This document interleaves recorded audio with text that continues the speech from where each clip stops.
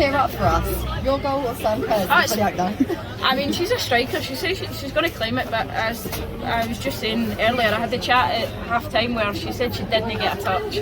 There was definitely a touch, but I think it was from the Tottenham defender rather than her. But knowing her, she's going to claim it. So I don't know what she said on camera, but she certainly said that she did not touch it to me. But it was a very important goal, wasn't it? Breaking the deadlock. Spurs put up a resilient front. In the end, they're quite a comfortable 90 minutes. What was your take on it? Yeah, like you say, it was a bit of a kind of slow start. We didn't know really what to expect from the game. Maybe needed a little bit of injection in pace, and that's what I think I'd done. I got absolutely clattered about 5 seconds before we scored the goal.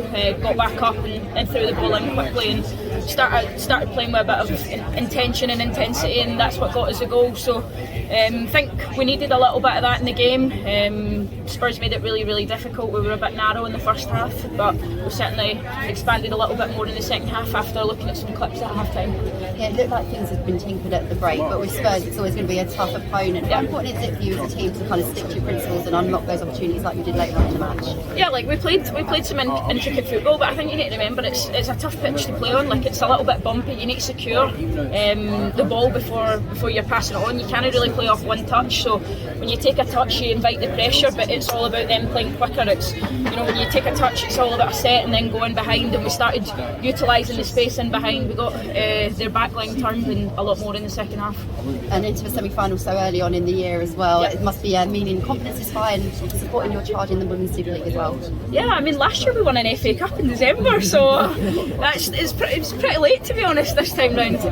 But yeah, it says a big intention from the squad. I think we want to be competing on all fronts. We've certainly strengthened our squad again this year. It's really competitive. Everybody's pushing and training. I think at times the training is harder than the games. It's certainly been the case. Last week before the cancelled game, it was a really, really tough week, intense week, but we're all pushing because we all want to reach higher levels. The spot.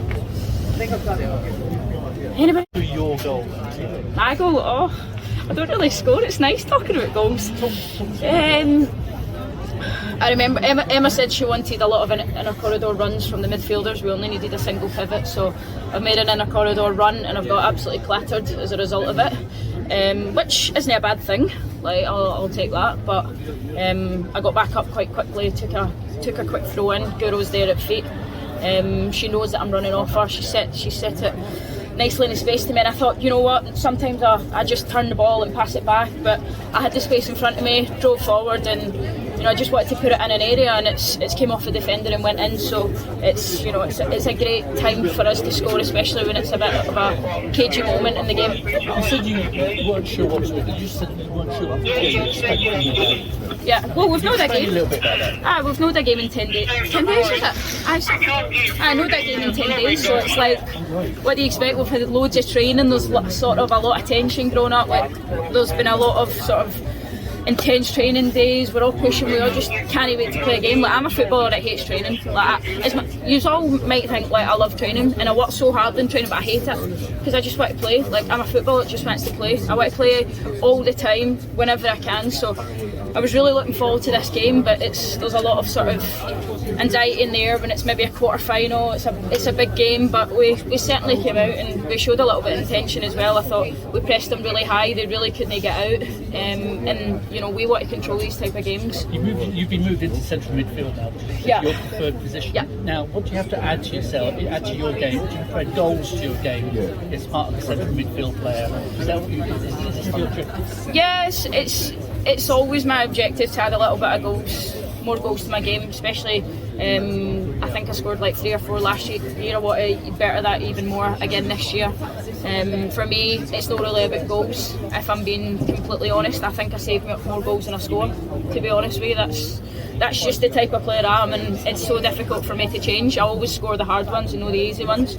But I'm always thinking more defensively, so I think more as my game develops, it's more about sort of getting the balance right between attack and midfield, and I'm always so front footed. I'm so eager that sometimes I'm trying to pull the reins in me to stay and keep my defensive shape a little bit. So I'm definitely aware of that, and sort of I'm looking at clips from games that I play and saying, okay, that was a moment to go, that was a moment to stay, that was good, that was bad, and like I want to progress. Like it's midfield's my favourite position, and I want to be there. So like I find my most enjoyment from it. Like when you're enjoying it, you want to learn, you want to better yourself, you want to improve all the time, and you know that's the space that I feel I'm in. Do you worry a little bit now? You know, when Chelsea are bringing in players, not necessarily in the central midfield position, but I mean, do you worry that you have to perform every single game now just to stay on the side? Well, especially I in the mean, new position that you're in. When you see the players that they've brought in Melanie, they've brought in Pernilla, they've brought in so many people since I've been at the club, and you know I've still managed, I'm still here, I'm still standing, so I welcome competition, I thrive off it. You know, if I never want to be in a comfortable space where I feel like I'm not progressing. If I feel like I'm not progressing, I wouldn't be here, and then that's the time for a new challenge. But I feel like I'm always constantly being pushed at the club. I'm being pushed by other people, I'm pushing myself, and it's only going to help the team, and it's only going to help me as an individual. And how important is this win in terms of the momentum going into Liverpool as well?